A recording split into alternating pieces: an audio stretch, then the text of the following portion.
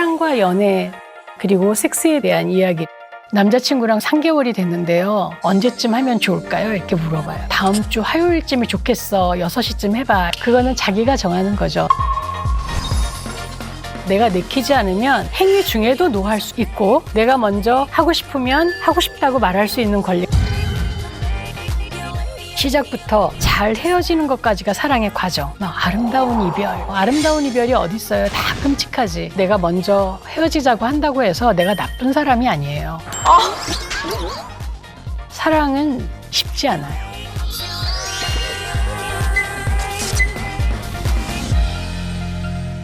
안녕하세요. 성교육, 성상담을 25년째 하고 있는 배정원입니다. 여러분들 사랑과 연애에 대해서는 친구든 TV든 수많은 사람들이 조언을 하기도 하고 또 상담도 해주고 토론도 하는데요. 섹스에 대해서는 어떻습니까? 여러분은 섹스라는 말을 들으면 어떤 생각이 떠오르세요? 우리 인간들은 섹스 없이 존재할 수 없는 그런 존재인데도 불구하고 특히 우리나라에서는 아직도 섹스에 대해서 말하는 걸 굉장히 금기시합니다. 심지어 사랑은 깊고 섹스는 가볍다고 생각하죠. 이렇게 사랑과 섹스에 대한 대우가 극과 극이군요. 자, 그렇다면 정말 사랑과 섹스가 별개인 건지 오늘은 사랑과 연애 그리고 섹스에 대한 이야기를 해보려고 합니다.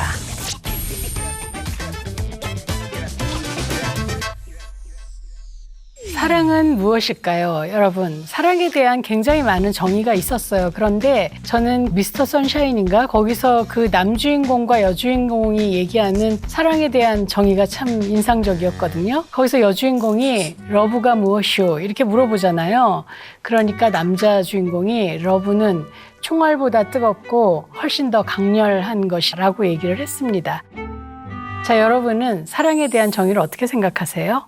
먼저 얘기를 시작하기 전에 열정과 사랑을 좀 구별해 볼 필요가 있을 것 같습니다. 여러분, 상대를 볼 때 사랑에 빠지면 그 사람이 하는 모든 행동이 좋아 보이고 가슴이 뛰고 전화기 옆에 계속 붙어 있고 또 연락이 안 오면 전화기가 고장난 것 같은지 계속 확인하고 이런 감정을 느껴보셨을 거예요. 주로 사랑의 도입 단계에서 일어나는 우리들의 마음인데 그건 사실은 열정이라고 말할 수 있습니다. 그래서 이 열정은 사랑이 시작되는 도입의 한 단계이기는 하지만 사랑 전부라고는 볼 수 없어요. 여러분들 흔히 그런 얘기 많이 들어보셨을 거예요. 사랑의 유효기간은 6개월, 길면 3년 뭐 이런 얘기를 하고 뭐 예전에는 상대가 머리를 안 감고 굉장히 떡이 져서 나와도 외모에 신경을 안 쓰는 소탈한 사람이구나 이렇게 생각을 했는데 그게 아니고 게으른 거였어. 지저분한 거였어. 이런 단점이 보이는 그 순간들이 사랑이 식었다기보다는 그때부터 나는 그 사람과 진정한 사랑을 시작할 수 있는 시기라는 거죠. 그래서 진정한 사랑이란 상대에 대한 내 콧깍지가 벗어지는 그 순간 상대의 단점이 보이지만 그럼에도 불구하고 저 사람을 안고 가겠다라는 어떤 나의 의지가 같이 갈 때 사랑이 비로소 시작된다라고 저는 생각을 합니다.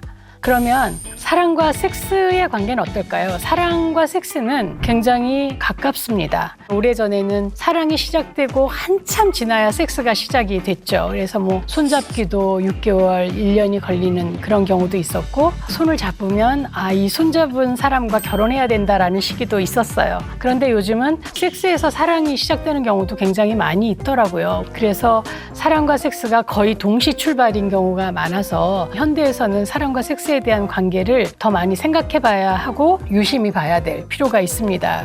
그런데 사랑에 대해서 섹스에 대해서 생각을 하기 전에요. 우리는 좀 더 생각해 볼 것이 있습니다. 그건 뭐냐면 성적 동의와 성적 자기결정권이라는 거예요. 여러분 많이 들어보셨죠? 성적 자기결정권은 뭐냐면요. 우리 흔히 성적 자기결정권을 얘기할 때는 성관계를 기준으로 얘기할 때가 많아요. 그래서 성행위를 할 것이냐 안 할 것이냐를 결정하는 권리 그리고 성행위의 내용을 어떻게 할 것인가 어떤 피임을 할 것인가를 결정하는 것이 성적 자기결정권이다 이렇게 얘기하는 경우가 많은데 그건 좀 너무 좁은 의미의 성적 결정권이라는 생각을 하고요. 사실 진정한 성적 자기결정권은 나의 몸에 대한 권리를 주장할 수 있는 자기 주도권에 대한 이야기입니다. 그래서 성행동뿐만 아니라 내가 어떤 색으로 머리를 염색을 할 것인지 피어싱을 할 것인지 문신을 할 것인지 혹은 포경수술을 할 것인지 이런 어떤 나의 몸에 대한 권리를 행사할 수 있는 것 그걸 주장할 수 있는 것이 성적 자기결정권이라고 볼 수 있다고 생각해요. 그리고 이제 성적 동의는 동의는 그런 성적 자기 결정권을 가진 상대의 의견을 존중하는 것이죠. 그리고 이제 물어보는 것이기도 한데 외국에서는요, 이 성적 동의가 no means no라고 얘기를 많이 해요. 그래서 아니라고 말하면 아닌 거야, 하지 말아야 돼 라고 얘기를 하지만 우리나라는 no means all yes라고 볼 수가 있어요. 이 얘기는 뭐냐면 우리 오늘 같이 잘까? 뭐 사랑을 나눌까? 이렇게 물어보면 싫어 라고 얘기할 때가 있어요. 내가 준비가 안 돼서 싫어라고 얘기하는 건데도 불구하고 상대는 그거에 대해서 분석하는 거죠. 그래서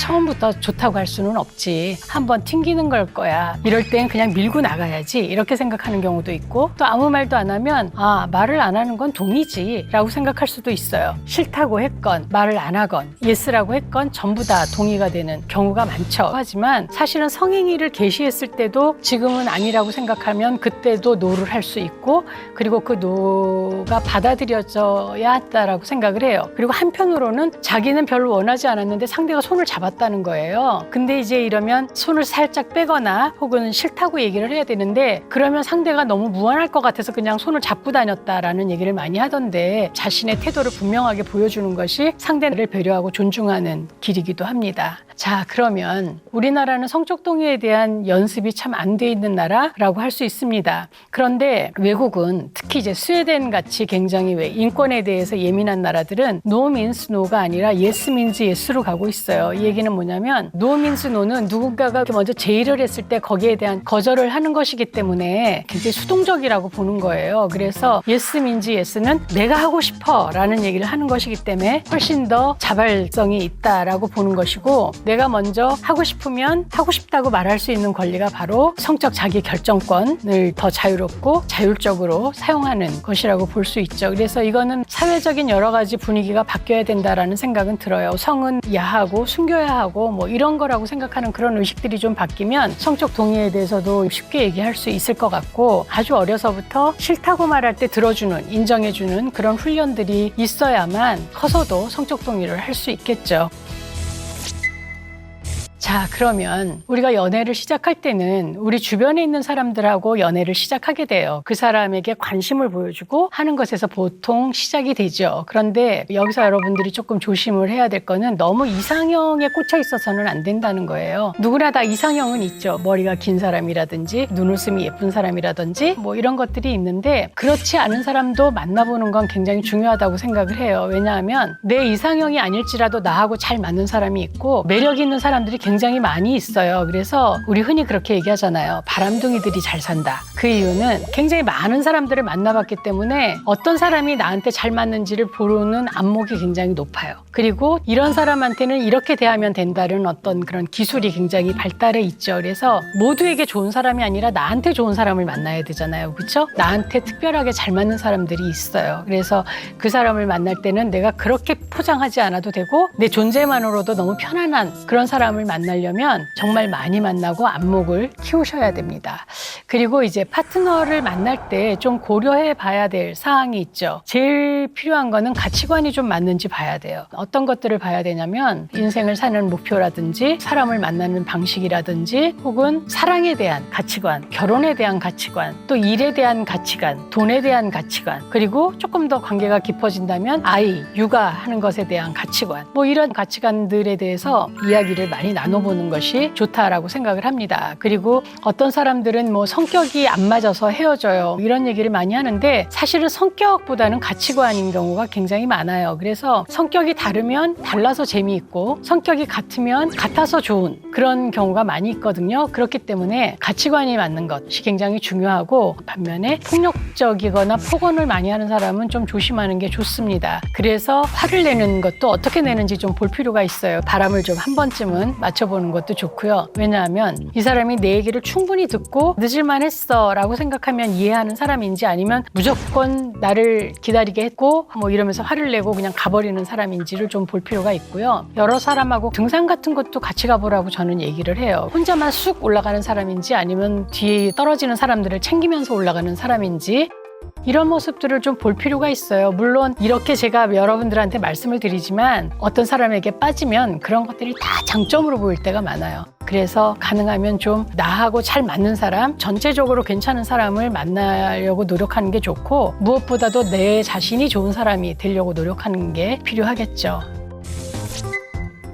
요즘은요, 안전하게 만나는 것도 굉장히 걱정이 되고, 안전하게 헤어질 수 있는가도 너무 걱정이 돼요. 스토커도 너무 많고, 헤어졌다는 것 때문에 앙심을 품고 해코지를 하는 사람들이 너무 많기 때문에 사실 걱정이 되는데, 이거는 사귀는 과정에서도 여러분들이 알아차릴 수가 있어요. 폭력적인 파트너는 특성이 있습니다. 일단 너무 지나치게 보호하려는 태도를 가진 사람은 생각해 볼 필요가 있어요. 표면적으로는 보호하는 그런 모양새를 갖추지만 그게 좀 심해지면 친구를 못 만나게 하는 경우도 있어요. 그리고 누구랑 어디를 만나서 무엇을 했고 무슨 얘기를 했고 그런 것에 대해서 굉장히 꼬치꼬치 물어보는 사람들, 그게 사실은 나의 소유라고 생각할 수 있고 구속하기 위해서 그러는 걸 수도 있거든요. 그래서 이런 사람들이 좀 그런 특성을 갖고 있고요. 두 번째는 사소하고 일상적인 것에 분노하는 경우가 굉장히 많아요. 어디에서 화를 낼지 잘 모르겠는 거예요. 너무 화를 불쑥불쑥 내기 때문에. 그리고 세 번째는 관계를 자기 방식대로만 끌고 가는 거죠. 메뉴를 정할 때도 뭐 먹고 싶어? 라고 상대에게 물어보지만 비빔밥? 그러면 에이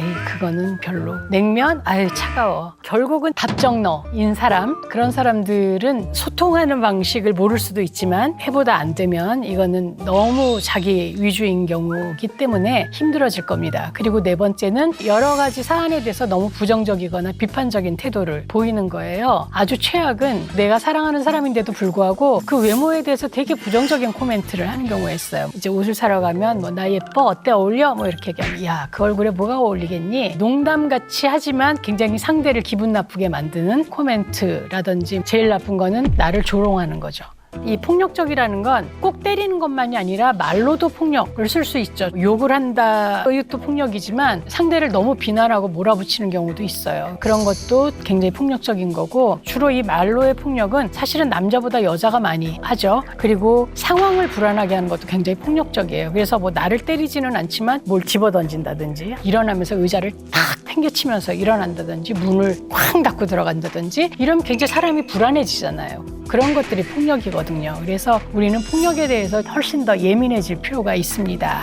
자, 그래서 이렇게 폭력적인 파트너는 사랑의 힘으로 고치기가 어렵고 전문 상담을 받거나 어떤 행동 치료를 좀 받는 것이 좋고요. 그리고 만약에 이 사람하고 다툼 관계가 일어나면 안전한 장소로 좀 가는 게 좋아요. 그래서 이렇게 막혀 있는 곳으로 가지 않는 게 좋고, 그리고 평소에 도움받을 수 있는 사람을 좀 리스트를 만들어서 내가 위급하면 짜장면이 먹고 싶어라고 친다든지, 이런 어떤 암호 같은 거를 정해서 알려주는 게 좋은데, 이렇게까지 하면서 만날 필요는 없겠죠. 제일 좋은 거는 그냥 헤어지는 게 좋을 것 같아요. 그렇죠? 그래서 내가 폭력적이지 않아야 하고 폭력적인 사람을 가려내는 눈도 굉장히 필요하다라는 생각이 듭니다. 그리고 혹시 당하면 경찰이나 뭐 이런 도움을 받을 수도 있을 거고, 참고 있지 말고 의학적인 조치를 반드시 취해야 된다라는 겁니다.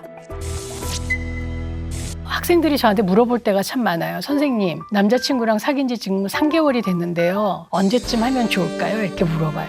그러면 제가 학생한테 물어보죠. 내가 다음 주 화요일쯤이 좋겠어. 6시쯤 해봐. 이렇게 얘기를 하면 하겠어? 이렇게 물어봐요. 그거는 자기가 정하는 거죠. 자기가 정하는데 정말 무슨 본능이나 욕구 때문이 아니라 사랑하면 그 상대에 대해서 알고 싶고 그 사람을 만지고 싶고 그 사람을 안고 싶기 때문이죠. 그래서 첫 경험이 일어나는 경우가 굉장히 많습니다. 인생에 있어서의 첫 경험은 정말 딱 한 번이에요. 처녀성을 잃는다, 이런 문제가 아니라 어떤 새로운 사람을 만나서 하는 건 뭐든지 다 첫 경험이고, 실제로는 하던 사람과 하는 것도 매번 첫 경험 같이 해야 된다라고 생각을 해요. 그래서 어쨌든 인생에서 한 번밖에 없는 그 첫 경험은 행복하게 했으면 좋겠다는 생각이 들어요. 그래서 여러분들이 준비 없는 섹스를 했을 때는 여러 가지가 문제가 되는데, 일단 굉장히 후회가 되겠죠. 그리고 알 수 없는 죄책감 같은 게 들고, 원치 않는 임신에 대한 걱정, 또 성병, 그래서 오히려 관계가 악화되기도 합니다. 그렇기 때문에 섹스를 하기 전에 여러분들이 좀 생각해 봐야 될 것들은, 나는 파트너를 사랑하나? 파트너 역시 나를 사랑하나 좀 생각을 해봐야 될 것 같아요. 근데 또 어떤 사람들은 그렇게 얘기해요. 아, 요즘 누가 섹스를 사랑만으로 합니까? 라고 얘기하지만 우리가 지금 여기서 얘기하는 건 사랑과 같이 가는 섹스, 연애 안에서의 섹스를 얘기하는 거니까 몸만 만나는 것이 아니라 정말 내가 저 사람을 사랑해서 우린 섹스를 하는 거지, 나를 정말 좋아하고 나를 아끼기 때문에 나하고 섹스하고 싶어 하는 거지 라는 확신이 좀 들어야 될 것 같아요. 그리고 언제든지 마음이 박히면 노할 수 있고 상대가 그것을 받아들일 수 있다는 확신이 좀 필요하겠죠. 그리고 성병이나 원치 않는 임신을 하지 않을 준비를 좀 하는 것이 내가 몰입할 수 있을 겁니다. 그리고 제일 중요한 거는 파트너나 친구들의 부추김 때문에 하는 게 아닌가를 좀 생각하셔야 돼요. 보면 왜 친구들이 야, 너 아직 키스도 안 했니? 야, 너 아직 성관계도 안 했어? 그 사람이 널 덜 좋아하는 거 아니야? 막 이렇게 생각해갖고 나는 준비도 안 되고 그랬는데 하는 경우가 있거든요. 그러면 정말 후회합니다. 그리고 이 요구를 거절을 하면 쟤랑 헤어질지도 몰라 라는 불안 때문에 원하지 않는 섹스를 하는 게 아닌가 또 생각을 해봐야 된다고 생각해요. 그래서 물론 너무 오래 기다리게 하면 그 사람이 떠나겠지만 적어도 나의 기준이라든지 그 사람을 얼마만큼 좀 안 다음에 섹스를 시작하는 게 좋습니다. 사랑은 시작부터 잘 헤어지는 것까지가 사랑의 과정이라고 생각을 하고요. 헤어지긴 참 쉽지 않아요. 근데 보면 이별에 대해서 너무 많은 환상을 갖고 있어요. 그래서 막 아름다운 이별 막 이렇게 얘기하잖아요. 아름다운 이별이 어디 있어요? 다 끔찍하지. 사랑하는 사람을 잃는 순간인데 그게 아름다울 수가 있나요? 어떻게 포장을 하든. 그래서 어떤 사람들은 디데이를 정해놓고 해줄 수 있는 모든 걸 다 해주는 거죠. 그리고 나서 이제 헤어진다. 정말 병 주고 약 주는 그런 건데 의외로 많아요. 제가 상담을 해도 남학생들이 그런 거에 대한 욕심을 좀 부리는 경우가 많이 있는데 헤어질 때는 단호하고 짧게 헤어지는 게 전 좋다고 생각을 해요. 길수록 힘들어요. 그렇기 때문에 일단 헤어지기 전에 생각을 많이 해야 되겠죠. 우리 정말 헤어져야 해? 정말 이건 안 되는 거야?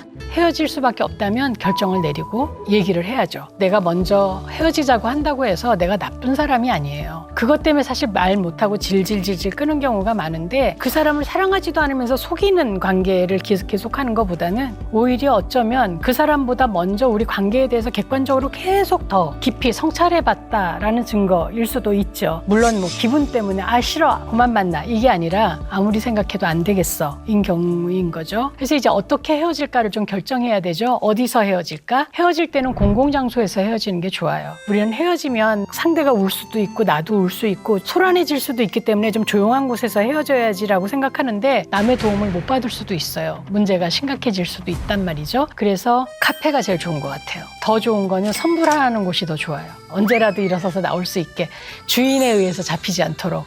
그리고 기회를 주지 말라는 거예요. 한번 헤어지자고 얘기했으면 그 헤어졌던 사람하고 다시 만나려면 그 문제가 해결됐는지를 봐야 돼요. 그리고 그 문제를 해결하기 위해서 정말 애써야 된다는 거죠. 하지만 이게 안 되는 경우가 많아요. 그리고 관계를 정리를 하면 만나지 말아야 돼요. 그런 사람들 굉장히 많아요. 우리가 헤어지기는 하지만 참 좋은 사람이야. 친구로 만나자. 이렇게 얘기하는 경우가 많은데 어제의 인은 오늘의 친구가 될 수가 없죠. 적어도 그 사람을 보고 가슴이 뛰지 않아야 돼요. 그래야만 친구로 만날 수 있습니다. 그리고 너무 힘들면 전문 상담가나 주변의 합리적인 어른하고 이야기를 좀 털어놓을 수 있으면 좋겠고 마약이나 약 혹은 알코올 이런 거에 너무 의존하지 말라는 거예요. 헤어지면 사랑한 만큼 아플 거예요. 그거를 인정하고 나를 위해서 그동안 못했던 어학, 영어를 공부한다든지 책들을 읽는다든지 이렇게 나를 좀 업그레이드 시키는 그런 프로그램 좀 하는 게 좋고 이렇게 헤어졌다고 내 생이 끝나는 게 아니라는 거. 나는 계속 갈 것이고 좋은 사람으로 살 거라는 거. 그리고 너무 힘들면 봉사하는 것도 좋아요. 스킨십이 많은 봉사가 좀 빨리 치유되는 것 같습니다. 그래서 사랑에 대한 얘기를 했는데요. 정말 좋은 사랑이라는 게 뭘까요? 그 사랑이 끝난 후에 내가 좀 더 나은 사람이 되어 있다면 좋은 사랑이었겠죠? 사랑은 쉽지 않아요. 그냥 우리는 사랑에 참 쉽게 빠지지만 그 사랑을 계속 유지하고 좋은 사랑으로 계속 가려면 정말 끝없이 업그레이드하고 노력하지 않으면 되지 않습니다. 한번 해보시기 바랍니다. 섹스 하면 뭐가 떠오르세요? 제가 이런 질문을 학생들한테 던지면 굉장히 당황해요. 곰곰이 생각하다가 성스러운 것이요, 사랑을 나누는 것이요, 이렇게 얘기하다가 잘 얘기하는 학생은 여자와 남자의 구별이요, 성별이요 이렇게 얘기하는 경우도 있어요. 그런데 성 안에는 굉장히 많은 것들이 들어있어요. 뭐 데이트라든지 사랑이라든지 뭐 바디 이미지 다 들어가고 섹스는 사실은 성에 있어서 n분의 1밖에 안 돼요. 그 n분의 1밖에 안 되지만 굉장히 커다란 의미가 분명히 있기는 하죠. 그래서 지금 얘기하려고 하는 섹스는 어떤 성적 긴장을 해소하는 쾌락만의 의미로 하는 섹스가 아니라 사랑하는 사람과 하는 섹스에 대한 얘기를 주로 하고 싶어요. 그래서 일단은 여자와 남자 어떻게 다른지 좀 알아보겠습니다.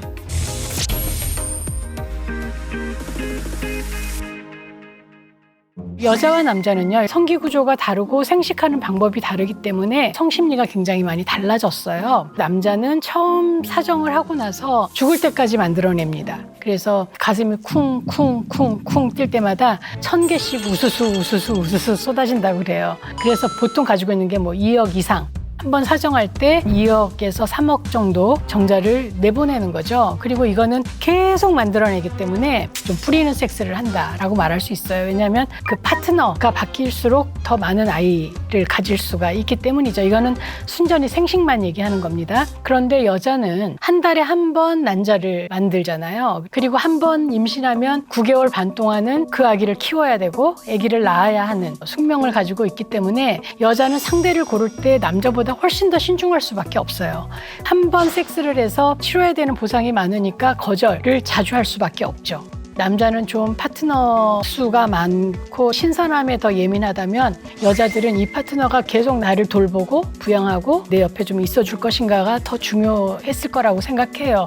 그래서 남자와 여자의 성생리는 굉장히 많이 다르고 그것은 성심리에도 영향을 미쳐요. 그뿐 아니라 환경적인 영향도 굉장히 많죠. 사회문화적으로 성에 있어서 남자보다 여자한테 훨씬 더 좀 비판적인 눈을 가지고 있어요. 특히 우리나라가 더 그렇잖아요. 남자들은 성에 대해서 많이 알수록 능력이 있고 여자들은 그러면 밝힌다 그러고 해프다 그러고 여전히 좀 여자들 보고 능력 있다고 하지는 않는 것 같아요. 그래서 사회적인 평판에 있어서도 여자들은 훨씬 더 억압을 받고 있다라고 생각을 합니다. 남자하고 여자한테 일어나는 그 성반응은 같으면서 굉장히 다르게 나타나는 경우가 있어요. 보통 성욕기, 성흥분기, 성오르가즘기, 해소기 이렇게 나눠서 얘기할 때가 많이 있어요. 성욕의 부분에 있어서는 성욕을 부추기는 호르몬인 테스토스테론은 여자도 남자도 나와요. 그런데 남자가 테스토스테론 분비가 훨씬 더 많고 훨씬 더 영향을 많이 받는 거죠. 그래서 남자가 사춘기가 되면서 테스토스테론을 분비하고 거기에 대한 반응을 일으키게 되죠. 그리고 또 남자들은 시각적으로 자극을 많이 받잖아요. 벗고 있는 여자를 보거나 여자의 긴 다리를 보거나 혹은 뭐 상상만 해도 발기가 되는데 남자들은 시각에 자극을 받는다면 여자들은 후각에 굉장히 예민해요. 그래서 남자들은 사진이나 닮은 여자를 보고 첫사랑을 기억을 한다면 여자들은 냄새로 기억하는 경우가 굉장히 많잖아요. 그래서 코스모폴리탄지에서 설문조사를 해보니까 18에서 46가지의 그 여자들의 90%가 남자들한테 좋은 냄새 나는 것, 향수를 쓰는 것이 참 좋다라고 얘기를 했대요. 그래서 어쨌든 여자와 남자의 성흥분, 성욕은 굉장히 많이 다르다라고 말할 수 있어요. 그리고 성욕은 나이가 들어가면서 떨어지는 경우가 굉장히 많이 있고요. 남자가 성욕이 떨어지는 이유는 굉장히 피곤하고 스트레스가 많을 때, 잠이 너무 부족할 때 이럴 때 성욕이 떨어질 수 있고 여자도 마찬가지죠. 여자도 잠을 좀 많이 자는 여자가 성욕이 충분하다라는 얘기를 많이 합니다. 그리고 상대한테 너무 익숙해지면 자극이 없어질 수도 있겠죠. 여자들의 경우는 폐경이 되면 성욕이 갑자기 훅 떨어질 때가 많이 있어요. 떨어진 성욕을 좀 높일 수 있는 방법은 규칙적인 섹스하는 것도 굉장히 중요해요. 그래서 섹스를 하면 테스토스테론이 더 많이 분비가 되거든요. 그러면 또 성욕이 생기고 이게 점점 이렇게 좋아질 수가 있어요. 근데 안 하면 떨어지고 그렇게 되면 더 안 하게 되고 그러면서 악순환이 되는 거죠. 그리고 또 환경에 변화 주는 것도 굉장히 중요할 것 같아요. 특히 우리 부부 관계에 있어서는 배우자한테 가장 매력적이지 않게 보여요. 우리가 나갈 때는 막 화장도 하고 막 멋있게 하고 나가는데 집에 오면 너무 구질구질한 모습으로 그냥 보인단 말이에요. 여러분들이 가장 매력적으로 보여야 될 사람은 사실은 내 남편이고 내 아내고 내 파트너예요. 그렇기 때문에 나에게 성적 매력을 느낄 수 있도록 긴장을 좀 해야 되고, 장소 같은 것도 좀 지루해졌을 때 장소를 좀 바꿔보는 것도 좋아요. 여행을 가는 것도 굉장히 좋은 일이고, 또 집안에서도 좀 장소를 바꿔보는 것도 좋아요. 안방 침실에서만 하지 말고 뭐 소파에서도 한다든지, 또 로맨스를 좀 만들어가는 것도 굉장히 중요하죠. 그래서 내 열정을 좀 끌어올릴 수 있도록 하는 것이 굉장히 필요할 것 같아요. 그리고 이제 성흥부는 어떤 거냐면 충혈되는 거예요. 이제 흑울이 되면 성기에 피가 쫙 몰려 들어가서 충혈이 됩니다. 그거를 남자들은 발기라고 얘기하고, 여자들도 발기 현상이 일어나요. 그래서 남자들은 성기가 딱딱해지면서 삽입할 수 있게 만들어지지만, 여자는 여자의 성기는 가슴하고 외음부를 성기라고 얘기하거든요. 여자의 외음부도 충혈이 되니까 커지고 더 예민해지고, 또 여자의 가슴도 커지고 그 유두가 딱딱하게 일어서는 걸 알 수 있어요. 그걸 발기라고 얘기를 할 수 있죠. 그리고 여자는 그 삽입을 받아들이기 위해서 질윤활이 이루어지지 않으면 상처가 나거나 아플 수가 있어요. 그래서 충혈 현상이 여자의 질윤활을 가져오기도 합니다. 그래서 여자가 남자 정도의 흥분에 도달하려면 한 20분 정도의 애무가 필요하다고 하고, 그리고 그 애무는 지난번에 섹스가 너무 좋았으면 훨씬 더 짧아질 수 있어요. 기대 때문에.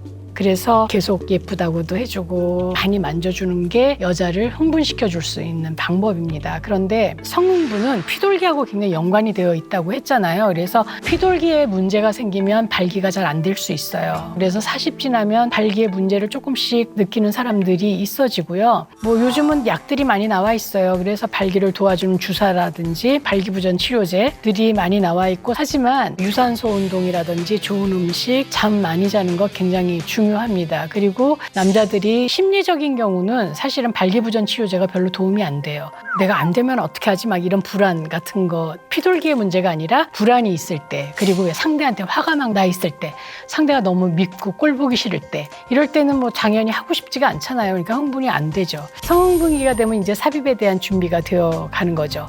그래서 삽입을 하고 오르가즘까지 가는데, 사실 오르가즘을 잘 못 느끼는 여자들이 굉장히 많아요.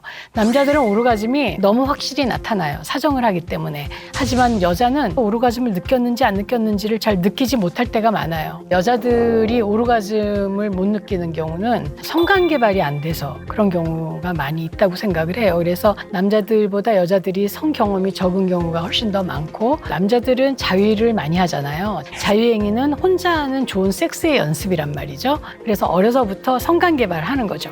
그리고 어떻게 하는 게 나는 좋아 를 아는데, 여자들은 자위를 한 60% 정도 한다고, 결혼한 여자들까지 합치면.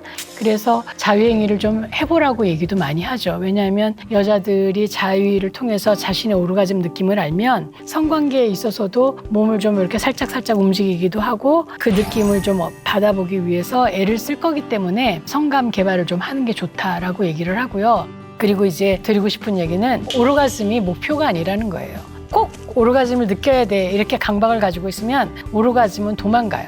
그렇기 때문에 그냥 릴렉스하고 갈 때까지 가보자, 이런 마음으로 해야만 오르가즘을 좀 느낄 수 있을 거고요. 오르가즘은 매번 오면 너무 좋겠지만, 아니면 보너스처럼 오는 것도 즐겁게 받으셨으면 좋겠고, 너무 오르가즘에 집중해서 다른 좋은 감각을 잃지 않으셨으면 좋겠어요. 남자하고 여자의 성 건강 관리는 어떻게 하면 좋으냐? 제일 중요한 건 청결이죠. 평소에도 깨끗해야 되고, 성관계 하기 전과 후는 몸을 씻는 게 좋고, 성관계를 하고 난 후는 여자는 빨리 소변을 보는 것이 좋습니다. 그리고 기온이 굉장히 중요한데요. 남자들은 기온이 높으면 건강한 정자가 만들어지지 않습니다. 다 망가져요. 더위가 오래 지속된 해는 9개월 뒤에 출산율이 확 떨어집니다. 그래서 남자는 좀 시원하게 할 필요가 있어요. 특히 성기 부분은 시원하게 할 필요가 있어서, 반신욕이나 사우나를 좋아하시는 분들은 나올 때 좀 냉수로 마사지를 좀 하는 것이 좋고, 평소에 좀 끼지 않는 옷 시원하게 해주는 게 좋고요. 여자는 반대로 따뜻하게 해주는 게 굉장히 중요합니다. 그리고 너무 차가운 음료를 많이 마시지 않는 게 좋아요. 그렇게 차가우면 월경할 때도 굉장히 힘들 때가 많아서, 여자들은 좀 따뜻하게 하는 게 중요하고, 남자들은 시원하게 하는 게 중요하고, 그리고 규칙적인 의학검진도 중요하겠죠. 그래서 여자들은 월경 시작하고 한 1년 정도 되면 월경 주기가 세팅이 돼요. 28일 주기, 31일 주기 이렇게 되는데, 그때쯤 되면 병원에 좀 가보는 게 좋아요. 내 난소가 건강한지를 좀 검진을 하는 게 좋거든요. 그래서 처음 검진할 때는 이제 막 겁들을 내는데 월경하고 한 1년 정도 지난 청소년들은 성관계를 안 했다라는 전제에서 하기 때문에 초음파로 위에서 이렇게 할 때가 많아요. 그래서 겁내지 마시고 좀 검진을 받으시는 게 좋겠다는 생각이 듭니다. 안전한 섹스에 대한 얘기를 하자면 2018년에 한 제약회사에서 조사를 했더니 20대 여성 10명 중에 9명이 원치 않는 임신 때문에 불안하다 이렇게 얘기를 했고요. 그러면서 사용하는 방식은 콘돔이 제일 많았고 그리고 지뢰사정, 그다음에 경구용 피임약 24%밖에 안 됐다고 합니다. 그런데 사실 성병을 예방하는 건 콘돔밖에는 없어요. 그것도 콘돔이 100% 예방하지는 않아요. 접촉성에서 오거나 입으로 하거나 이런 것도 성병에 걸릴 수 있기 때문에 콘돔이 100%는 아니지만 90% 이상 예방을 하기 때문에 콘돔 사용을 꼭 해주는 게 좋고, 쥐뢰 사정을 하는 건 사실은 그 남자들이 사정하기 전에 나오는 쿠퍼시액이라는 분비물 속에 미리 나온 정자들이 섞여갖고 나오는 경우가 있기 때문에 쥐뢰 사정은 절대로 피임법이 아니라는 거죠. 그리고 경구용 피임약을 잘 이용하면 98% 이상, 그리고 먹는 방법 말고도 여러 가지 굉장히 다양한 방식이 있어요. 그런 것들을 이용해서 나의 성 건강을 잘 관리했으면 좋겠다는 생각이 듭니다. 그래서 성병에 걸리는 사람은 문란하다 이렇게 생각을 하는 경우가 많아요. 그런데 실제로 문란할 수는 있죠. 성적인 파트너가 많으면 성병 걸릴 위험은 더 많을 거고, 성관계를 빨리 시작할수록 성병에 노출될 가능성도 많겠지만 한 번의 성관계로도 그 상대가 성병에 걸려 있으면 나도 걸릴 수 있잖아요. 그렇기 때문에 성병에 대한 예방 조치는 처음 하는 경우도 꼭 해야 된다라고 생각을 하고요. 이거는 나를 보호하는 거죠. 성병은 나를 죽일 수도 있고 불치병도 많아요. 그렇기 때문에 예방을 반드시 하셔야 된다라고 생각을 합니다. 그래서 안전한 섹스는 일단 성병에 대한 정보를 좀 많이 알아두는 게 좋고요. 임질, 매독, 클라미디아 요즘 굉장히 많거든요. 그리고 자궁암을 유발하는 HPV 콘딜로마라고도 얘기하거든요. 성기에 양배추, 컬리플라워처럼 이렇게 사막이 생기는 거, 그런 것도 굉장히 많고 하니까 성병에 대한 정보를 좀 알아두는 게 좋고, 그리고 술 마시고 섹스하는 건 좀 안 하는 게 좋아요. 한 잔 정도는 체음제 역할을 하고 사람을 대담하게 해주니까 좋은데 너무 많이 마시면 성흥분도 잘 안 되고 또 사정이 잘 안 될 수도 있고, 그리고 무엇보다도 위험한 성행동을 할 수가 있어요. 술 먹으면. 그리고 이 사람이 어떤 사람인지 좀 알고 성관계를 했으면 좋겠다는 생각이 듭니다. 누군가는 그런 얘기를 했죠. 어떻게 사랑이 변하니? 라고 얘기했지만 사실은 사랑은 끊임없이 변하는 거죠. 그래서 20년, 40년 한평생을 같이 하기로 약속했던 부부가 신뢰의 상징이면서 또 사랑의 결실이기도 했던 결혼을 깨는 가장 큰 위협은 어떤 것이 있을까요? 오늘은 가장 많은 영향을 미치고 있는 외도와 그리고 섹스리스에 대해서 이야기해 보겠습니다.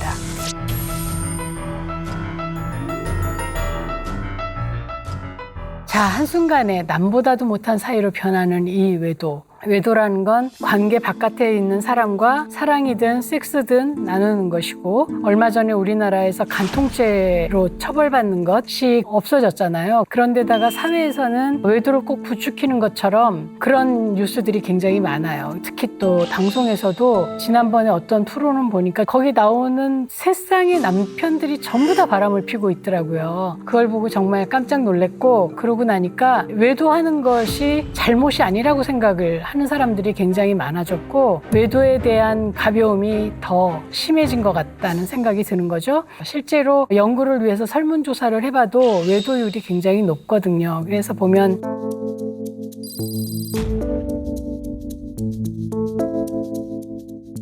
남자는 좀 성에 대해서 부풀리고 여자는 축소한다는 걸 보면 40% 이상 되는 것 같아요. 거의 비슷하다라고 볼 수가 있습니다. 그렇다면 사람들은 왜 바람을 피울까요? 그렇게 사랑을 약속을 했는데 왜 우리는 다른 사람한테 눈이 가는 걸까요?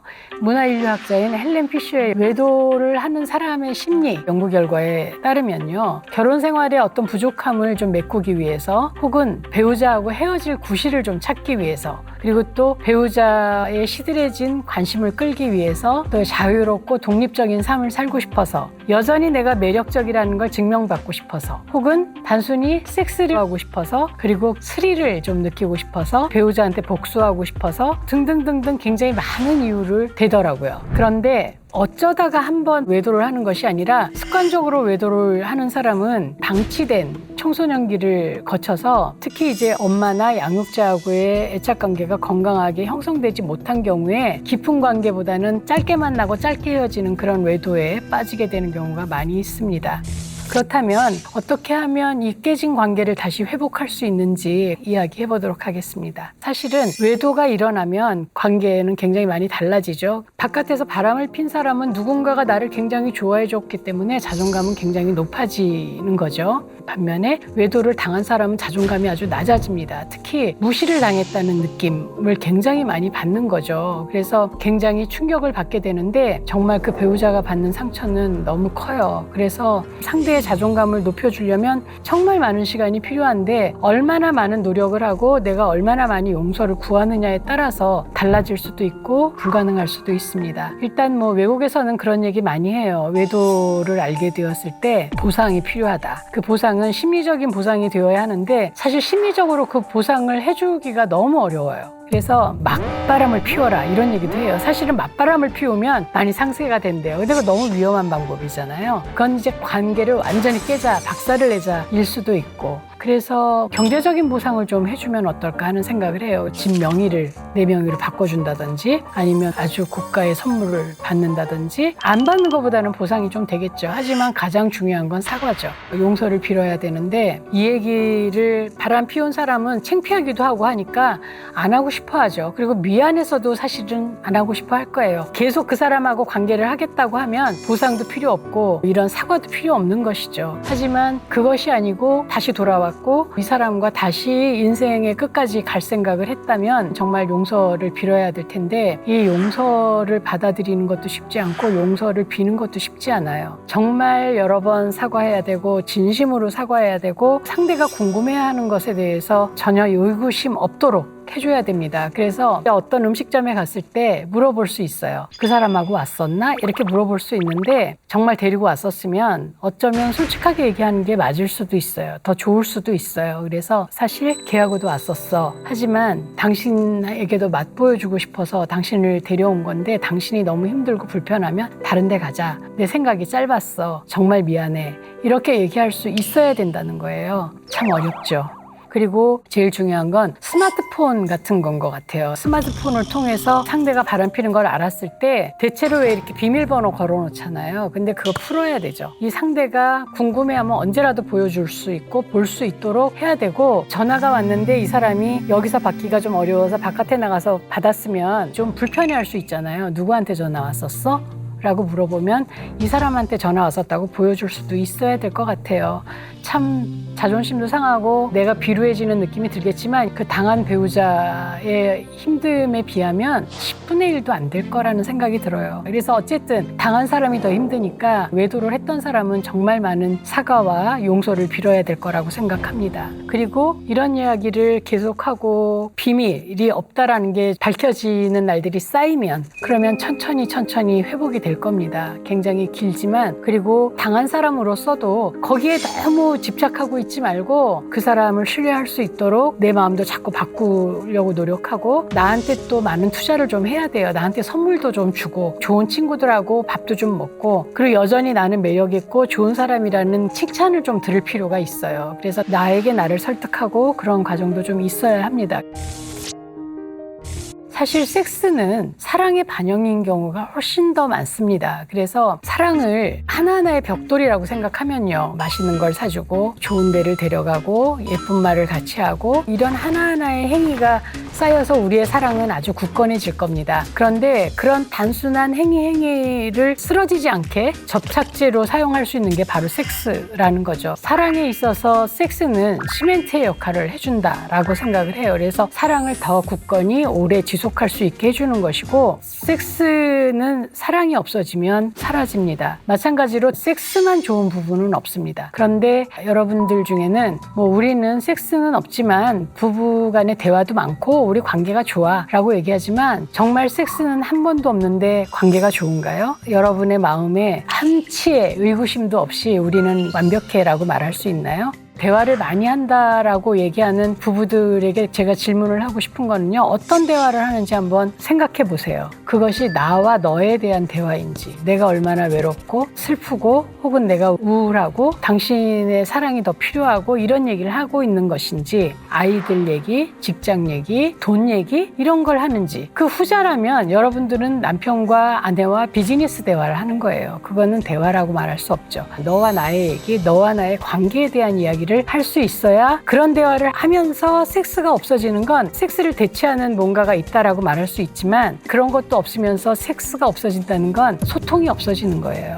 정말 비즈니스의 대화 혹은 경제 공동체로서의 결혼 생활을 하고 있다라고 볼 수 있는 거죠. 그렇다면 섹스리스를 극복을 하려면 어떻게 하면 될까요? 일단 섹스를 없애는 많은 것들이 있어요. 지루해진 관계, 더 이상 노력하지 않아도 그냥 평안하게 가는 관계. 그리고 우리나라는 또 섹스하기가 참 어려워요. 가옥 구조가 다 들려요, 막.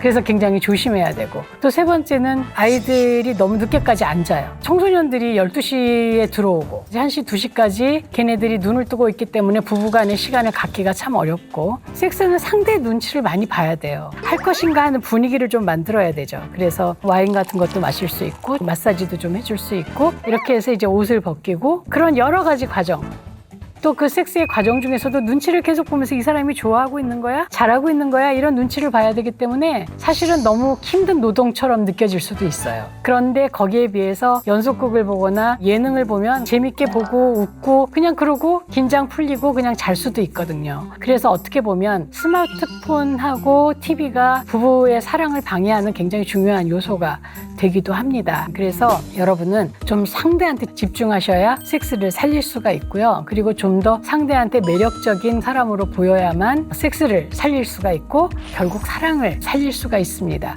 제일 좋은 건 일단 잠옷은 얇은 게 좋아요. 수면 바지 같은 거를 입는 것은 사랑에 도움이 안 됩니다. 그 신호를 보낼 수는 있겠죠. 내가 얇은 잠옷을 입으면 그건 난 하겠다는 마음이 있다는 거야. 수면 바지를 입으면 오늘은 안 하겠다는 얘기야. 이런 어떤 신호를 보내기 위해서 수면 바지를 입는 건 좋지만, 평소에 계속 수면 바지를 입고 있는 건 하고 싶은 마음을 좀 없앨 수 있다는 거죠. 그리고 침실의 조명입니다. 침실 조명을 조금 낮출 필요가 있어요. 우리가 침실에서 그렇게 밝은 형광등 밑에 있을 이유가 별로 없어요. 조명이 밝은 곳은 아이들 책상 위, 그리고 부엌, 칼 쓰는 곳, 이 정도면 되지 않을까요? 거기서는 좀 편안한 그런 느낌이 들면 좋죠. 그 얘기 뭐냐면 앞에 있는 상대한테 집중하라는 거죠. 그래서 조명을 좀 낮추실 필요가 있고, 오렌지빛 조명은 몸을 좀 예쁘게 보이게 합니다. 그리고 잡티를 좀 없애주죠. 그렇기 때문에 오렌지빛 조명이 좀 도움이 될 거고, 부부 마사지도 굉장히 도움이 돼요. 그래서 하루에 피로를 풀어주는 어깨 마사지나 이런 것들도 사실 도움되고, 하루에 여러 번 포옹하는 것, 아침에 일어나서 헤어지기 전에 다시 만나서 자기 전에 이럴 때 좀 포옹해주면 좋을 것 같아요. 쓱 한 번 안는 게 아니라 좀 안고 토닥거려주고 쓰다듬어주고, 아이 수고했네 오늘, 이런 얘기들을 좀 해주는 거죠. 그리고 부부의 날을 정하는 것도 굉장히 도움이 될 겁니다. 그래서 어떤 부부는 일주일에 한 번 부부의 날을 정해서 그날은 퇴근해서부터 잘 때까지 핸드폰을 다 꺼놓는다고 그래요. 그렇게 해서 부부가 서로에게 좀 집중하는 것이 굉장히 필요합니다. 그리고 여러분들이 생각해야 되는 건, 내 파트너가 나하고 헤어져서 바깥에 나가서 일하고 다시 우리가 저녁에 만나는 건 매번 기적이 일어나는 거예요. 그 사이에 우리는 어떤 일이 일어날 수도 있어요. 갑자기 교통사고를 당할 수도 있고, 심장마비가 일어날 수도 있고, 갑자기 하늘에서 벽돌이 떨어질 수도 있어요. 그렇기 때문에 이 사람이 바깥에 나갔다가 다시 내어 앞으로 돌아오는 건 기적입니다. 여러분 그걸 잊으시면 안 돼요. 사랑한다는 말을 오늘 아침에 못했으니까 이따 오면 붙잡고 하지, 혹은 오늘 굉장히 아침에 심한 말을 했는데 사과를 못했어요. 근데 사과를 갔다 오면 잘해줘야지 그러고 맛있는 음식을 해주려고 바리바리 사왔어도 그 사람이 그 자리에 나타나지 않을 수도 있어요. 그래서 사과하는 것과 사랑을 표현하는 건 미루지 말고 하셨으면 좋겠어요. 자, 여러분, 섹스의 좋은 점은 참 많이 있습니다. 이거는 정말 많은 연구 결과에 의해서 나온 거고요. 섹스를 자주 하는 부부는 젊어 보입니다. 남자의 경우는 10.8년 젊어 보인다고 그래요. 그리고 여자는 7년에서 8년 정도 젊어 보인다고 그래요. 그리고 이 섹스가 숙면의 효과도 있거든요. 잠을 잘 자면 어떻게 돼요? 피부가 굉장히 고와지죠? 그래서 이 섹스 섹스가 주는 수분을 보충하는 효과나 산소 공급을 하는 효과는 화장품 수분 보습제가 주는 것 이상이라고 하니까 여러분은 화장품 쓰기보다는 섹스를 한번 하시는 게 더 좋을 것 같고요. 면역력도 굉장히 강화돼요. 이건 아마도 마음의 힘도 좀 강해지기 때문인 것 같아요. 그래서 누가 나를 사랑하고 내가 누군가를 사랑할 수가 있으니까 나는 좀 건강해지는 거죠. 그래서 이렇게 제가 뭐 여러 가지 얘기를 했는데 섹스에 대한 정보가 많으면 많을수록 여러분들은 좀 더 행복하게 사실 수 있을 거예요. 그래서 여러분들은 성에 대해서 좀 더 많이 알아둘 필요가 있다라는 생각이 드네요. 탄광이 들어가는 광부가요. 카나리아를 꼭 같이 가지고 가는 이유는 탄광 속에 공기가 얼마나 희박한지를 카나리아가 굉장히 예민하게 알기 때문에 가지고 들어간다고 해요. 섹스도 마찬가지입니다. 여러분의 사랑이 얼마나 충만한지, 얼마나 희박한지를 알아내는 데는 섹스가 굉장히 중요한 역할을 해줍니다. 그리고 무엇보다도 소통에 굉장히 중요한 창구이기 때문에 여러분들은 섹스를 포기하지 않으시기 바랍니다.